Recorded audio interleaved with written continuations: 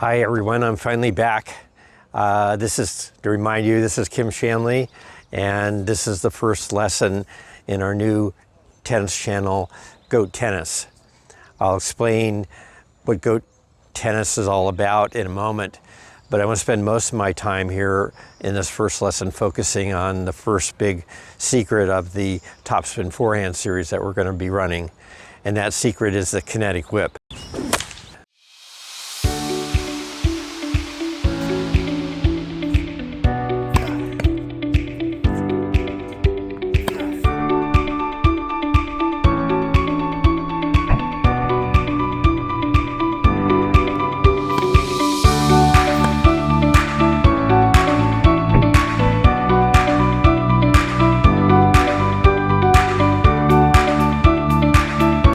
I'm going to be spending most of this lesson talking about the first big secret of the topspin forehand, the kinetic whip, and how learning that can benefit you. And then once you've got the overview concept, you'll be able to go to a other section of the channel, the deliberate practice section, and you'll have a series of progressive drills you can work through so you can start working on this today. But since I've been gone for about 5 years from publishing on tennis, I wanted to give you some background and explanation of that before we launch into our lesson, and so how I got to this point of launching Goat Tennis. So briefly, my tennis background and career. I grew up an average recreation player and played for 20 or 30 years just as a recreational player, no better, no worse than probably anyone out there on the channel, probably worse. And then I started taking lessons at my first tennis club, which is Mission Hills Tennis Club rather, here in Fremont, California, where I'm back here actually now filming this.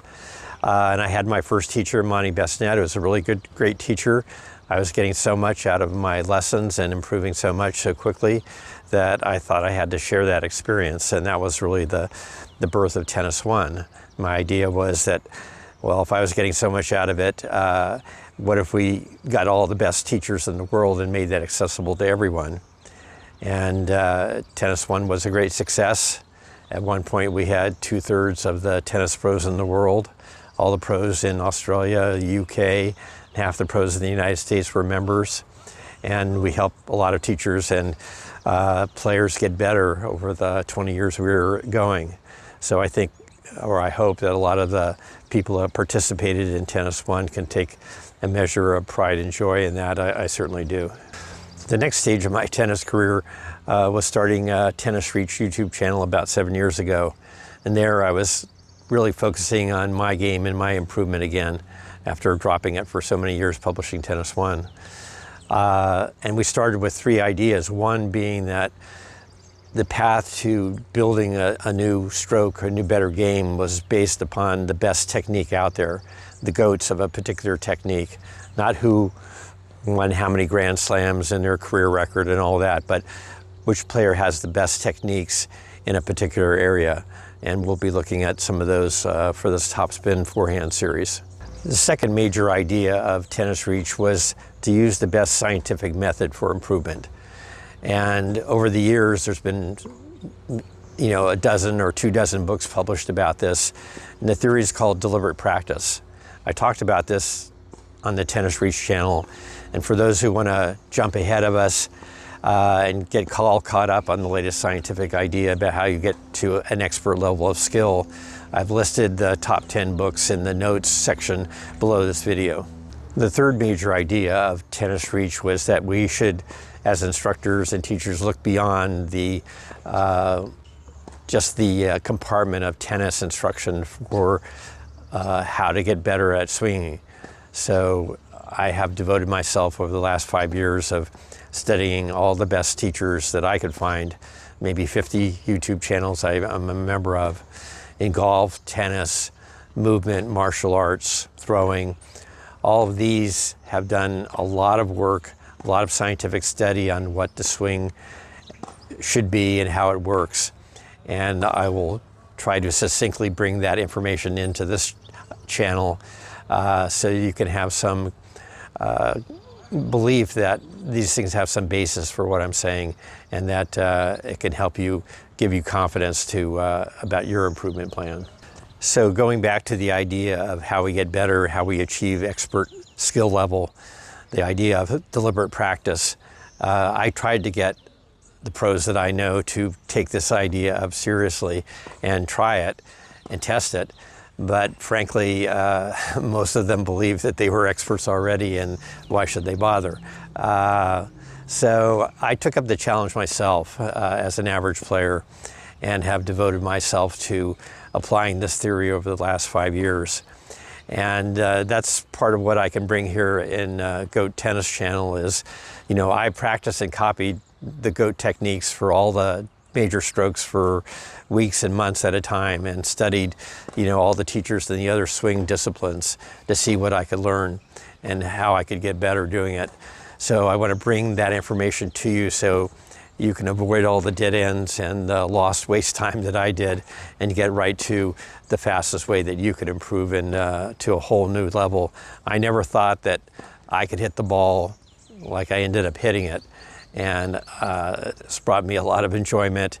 I feel like I've reached much more of my tennis and athletic potential, and that's really what GOAT tennis is all about, is reaching your fullest potential, not a particular ranking or status, but really being the best you can be. And I hope that'll be GOAT tennis for you. I'm switching over to film this in our GOAT studio to talk more about movement maps. Here you can see Mr. GOAT is on the wall here. That's our folk hero. And this is where we do our online lessons. We use Skype or Zoom to have one-on-one meetings online. We can exchange daily questions and videos easily, images. Once you have an understanding of how to practice using deliberate practice theory, you don't really need an instructor to spend half hour or 45 minutes of a lesson feeding you balls. You can do that with a ball machine or on the wall or with a training partner. These online lessons also help us easily share photos and images of GOAT technique compared to the student technique, so we can zero in on exactly what needs to be worked on. So here's a GOAT comparison slide I made with one of my Swedish students just this past week. He's a very good player, 4.0 player, competitive. But the issue with most recreation players, as with him, is that he doesn't fully load his body in his swing so that he can fully unload. And so there's a habit of simply dropping the racket to the side. The arm has no tension, the body has no tension, that body has no coil. So unless we get coiled and loaded, you know, we can't uncoil and unload. And so that was the focus of this particular lesson. An example of the type of GOAT technique videos you'll be watching on GOAT Tennis are the 4 examples here, featuring Djokovic, Federer, Nadal, and Jack Sock. As you can see, I've incorporated some of the latest swing and ball tracking technology into these stroke videos. This enables us to map the details of the tennis swing more accurately and to get a better understanding of the swing as a whole. As I've said, to develop a better swing, we need a better map. Slow motion video alone isn't sufficient. We've had thousands of slow motion videos of the GOATs for 20 years now, but our players, even our top players, can't seem to implement a GOAT-like swing. One of the chief reasons for this is that instructors are encouraging players to simply place their body, arms, and hands in a certain position during a swing sequence.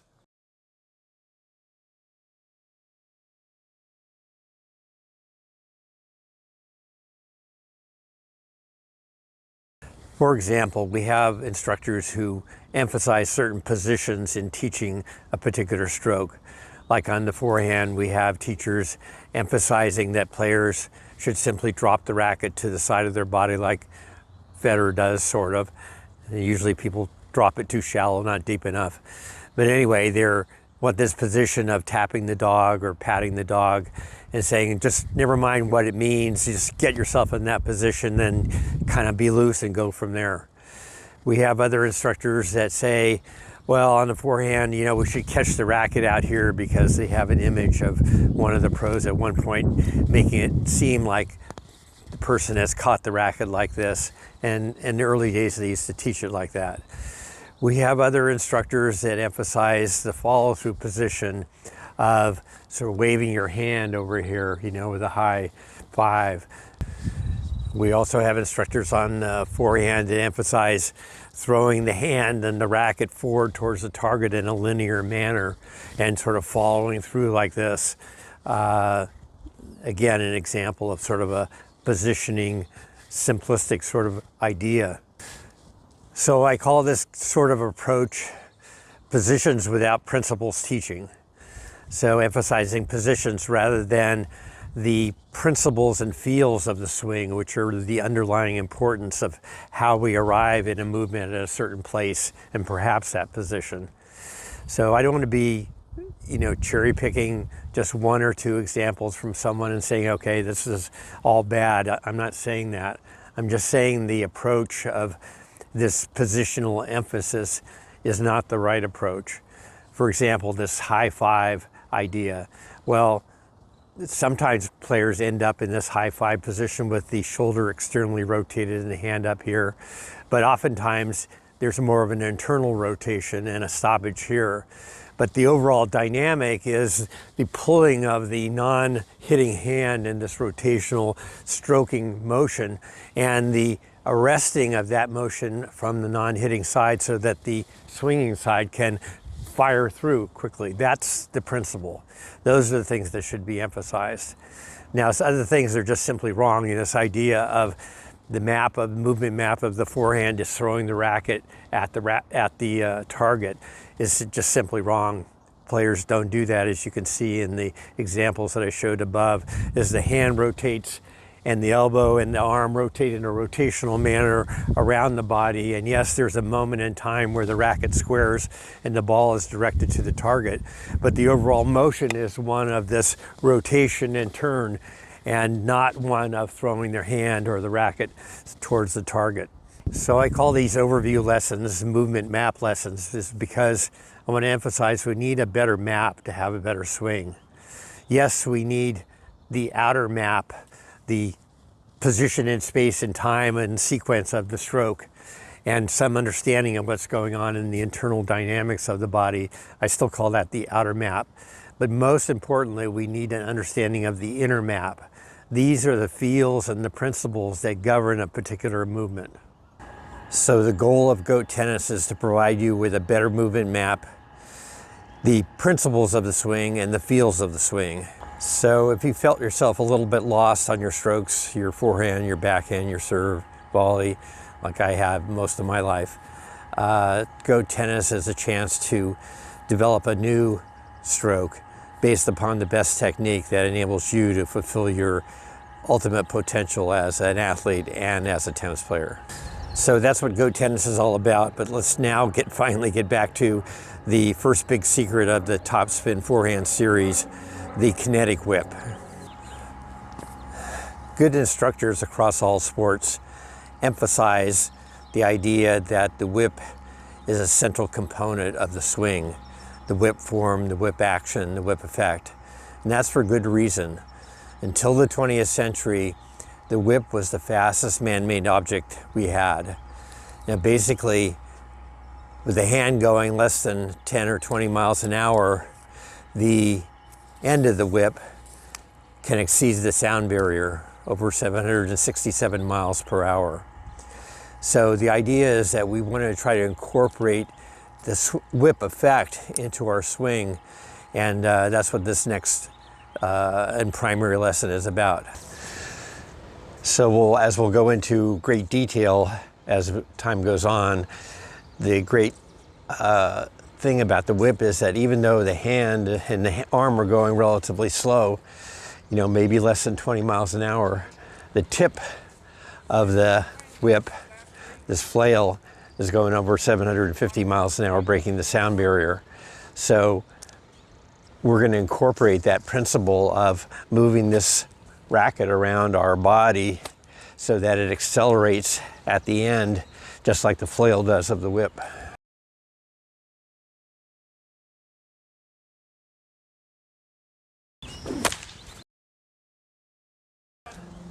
I want to take you into a deeper understanding of this whip effect using something that most of us have experienced, and that's water skiing, either being pulled behind a boat or being in the water ski boat.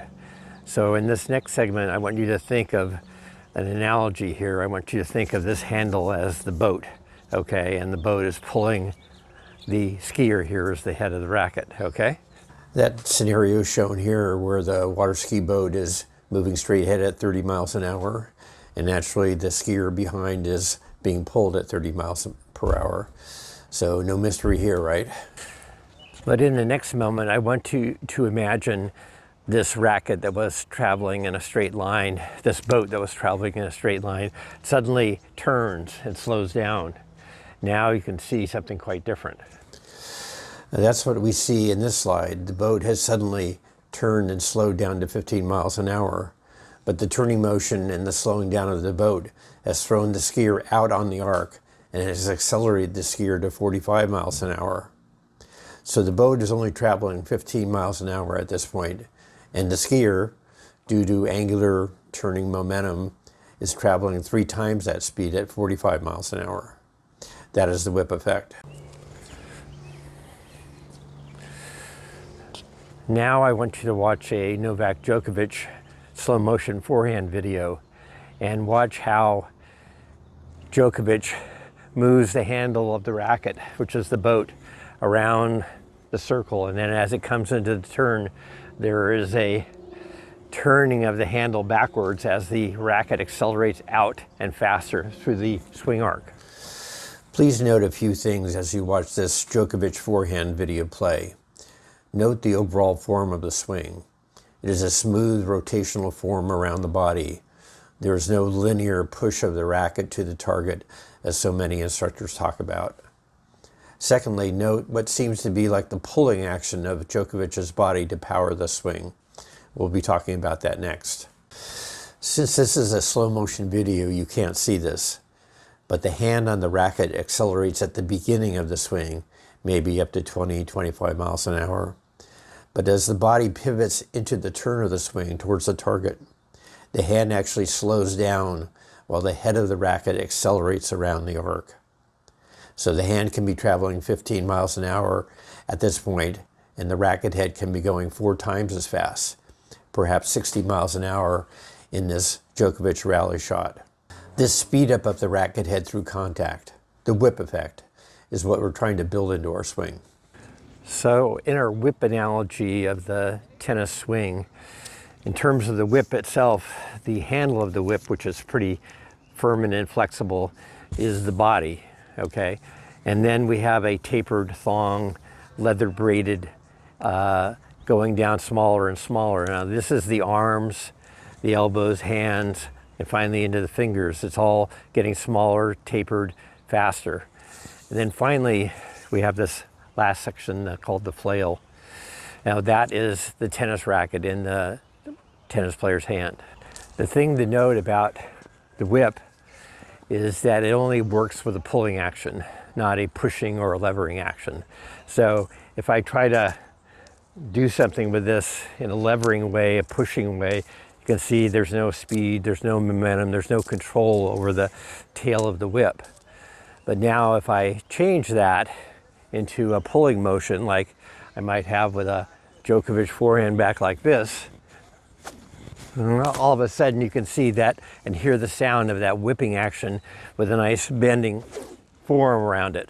Now for tennis, most tennis players, the whip analogy breaks down simply because we're holding something in our hand. It's a rigid object, not a loose flail of a whip. And over a lifetime of how we manipulate objects, when we have this rigid object in our hand and we want to move it some way, we want to lever and push it out to the contact zone. And this is what we have with most recreational players, is a levering, pushing action, either with the arm, shoulder, hand, whatever. It can be very small, it can be very large, but the basic action is this pushing and levering of the racket. So here we arrive at the first big secret of the whip swing, is that we need a pulling action to swing it, not a pushing action. So if I take this back in a somewhat Novak Djokovic manner, and get into the slot, and then I start my swing, all of this I'm pulling with the core of my body, the biggest muscles in my body. I'm pulling this racket handle. I'm not pushing it and levering it. Okay, and then my body turns, the racket head lags behind like a whip's tail does, and so I get right about in here where I'm going to deliver the racket into the contact zone, and then I'm going to have even probably a more acute turn of the body, and this is going to shoot the racket through in a blazing speed in a whip-like manner. The contrast between this pulling and pushing action is something we see in all modern swings. In golf, for example, when the player takes the club back to the top of the swing, something like this, there is a tendency among lower level players, almost all recreational players, is to try to use leverage to bring this club around. So too much right side, too much arm, and too much force being applied immediately into the hands, which then casts the club out and makes the person, as they say, come over the top. The path to the ball is too steep because this right side is over dominating the swing. We see the same swing error in lower level baseball players. So if the player is getting ready to hit and the pitcher's throwing, there's a tendency, because again, we're fearful that we won't get the barrel of the bat into contact soon enough, is to cast this barrel out on the edge of the swing circle too soon. It's called casting, coming over the top again. And so once this club gets out here, then everything slows down through the contact zone. This bat barrel can only go through at the same speed as my hands around my body, which is only about 20 miles an hour. In contrast, if we keep the hands in and we keep the rotation tight, then this can lag behind the rotation of the body and snap through at 70 or 80 miles an hour, similar to a tennis racket speed. In tennis, we combine these two errors oftentimes, and even it can appear at a higher level, which I'll talk about in a second. But at a recreational lower level, we see on the forehand, for example, the take back essentially getting into something like a slot maybe. But then we see the anxiousness of trying to get the head of the racket into contact too soon. So the player will immediately straighten the arm, casting the racket head out on the swing circle too soon. This loses all the energy and power of the swing. So now with the racket head aligned with the hand and the arm out here, all this can do is go through slowly. Again, maybe 20 miles an hour, probably usually less. And so this phenomena even occurs at the highest levels of the tennis game. And I won't go into a lot of detail, but I'll just mention it. For example, in the women's game, Coco Gauff's much publicized problems with her topspin forehand. Well, she takes a huge take back, like many women do, way back here, and then she does both. She comes over the top and she casts the racket out too soon. So she's here and then she turns very quickly and the racket is already out here. Okay, from here, you have to guide the racket into contact. You don't have control of it. It's sort of out on its own, because the hand and the arm have been separated from the rotating core of the body. So these things can affect players at the very highest levels, especially when they get nervous and they lose confidence. They want to have their arm take over control of the shot instead of the rotating body and letting it go and flow out to the ball. So the much faster and more efficient and more consistent way of swinging is this whip-like swing that I'm talking about. And in order to do that, we need a pulling action. So from the slot here, we're going to be pulling mostly in the core of our body and the hand lagging behind. And then as we enter into the contact area, that's when the racket head will really accelerate. You get 60% of your speed right in this area here. So it looks something like this. So along with the secret of the pulling action rather than the pushing action. The second major secret is that it's a pulling action by the body. So the body leads and the arms follow. The body is the engine, the arms are the messenger in the swing. So again, we're going to rely on this major power source within the core of our body, your hips, buttocks, back, chest. All these are by far the biggest muscles, much more powerful than the arm or shoulder alone. And so this is going to be what's going to power this whip-like swing. Now, this idea of pulling in the body is not something that's, again, always known by professional players even. I'm going to reference a link in the notes from Clay Ballard, who's one of the top golf instructors, has over 750,000 subscribers. And the title of his video, which I'll just give a short section that you can go to, is "Don't Make the Same Mistake I Did." So even as a professional golfer trying to break into the tour, he was committing a swing error of pushing and levering the golf club too much, and that he had to learn a pulling action to get the swing that eventually he got, and you'll see. So this is a very critical secret to start to learn and overcome this pushing and levering motion and tendency that we have. So the third secret about the takeaway on this whole lesson is that we have to start thinking about this rigid racket like a flexible whip. And really it's, you know, it's a complete mental changeover. As soon as you feel this flexible, inflexible object in your hand and you start to want to lever it, that's the wrong thought process. We want to think of this as this flowing, flexible rope and treat it that way. And we're going to get so much more power, so much more consistency that way. So you may be saying by now, Kim, that's great, but how do we go about learning this? Well, I'm not going to leave you stranded here, where this is the overview concept lesson, the movement map lesson. And there's a completely another section in the playlist under deliberate practices where you have a step-by-step, much detailed progression of how you go about learning this whip-like swing. So after this concludes, you'll jump over to there. That's when you can start to get practical about all these things. So let me leave you with a few big takeaways before I leave off this lesson. One is the same message that Clay Ballard gave to his subscribers, I'll give to you.